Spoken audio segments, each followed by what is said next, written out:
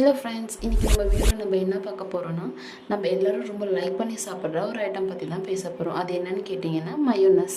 மயோனஸ்னால் என்னங்க, அது ஒரு க்ரீமியான சாஸ் மாதிரி இருக்குங்க. அது எதிலெல்லாம் செய்யப்படுறாங்க அப்படின்னா, எண்ணெய், பச்சை முட்டை, எலுமிச்சை சாறு, சில வகையான எசன்ஸ், இதோட கலவை தாங்க மயோனஸ். அது எதுக்கெலாம் வச்சு சாப்பிட்லாம் அப்படின்னு பார்த்தீங்கன்னா, sandwich, burger, fries, shawarmas, salads, grill chicken, இது மாதிரி நிறைய சொல்லிகிட்டே போகலாங்க.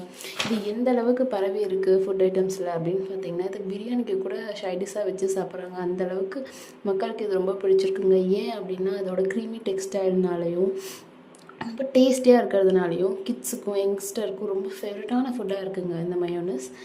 ஆனால் இந்த மயோனஸ்க்கு நிறைய ட்ராபேக்ஸ் இருக்குங்க. அது என்னென்னு நம்ம பார்க்கலாம். இந்த மயோனஸில் வந்து அதிக கொழுப்பு சத்து இருக்குங்க. அதனால் வந்து உடல் எடை வந்து அதிகமாகும்.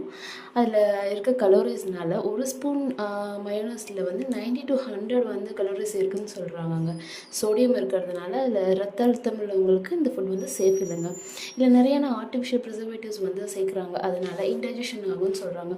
அதே மாதிரி இந்த மயோனஸ் வந்து சில வகையான ஸ்கின் ப்ராப்ளமுக்கும் அது மாதிரி ஃபுட் ஐட்டம்ஸில் வந்து நம்ம சாப்பிடும்போது ஸ்கின் ப்ராப்ளம்ஸும் வரும்னு சொல்கிறாங்க.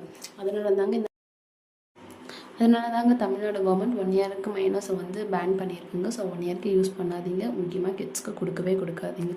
அப்போ உங்களுக்குள்ள ஒரு டவுட் வரும் இல்லைங்க, அப்போ வெஜ் மயோனஸ் வந்து நம்ம யூஸ் பண்ணலாமா அப்படின்ட்டு. அது வந்து இன்னொரு வீடியோவில் உங்களுக்கு ஷேர் பண்ணுறேன். இந்த வீடியோ உங்களுக்கு பிடிச்சிருந்தா லைக் அண்ட் ஷேர் பண்ணுங்கள்.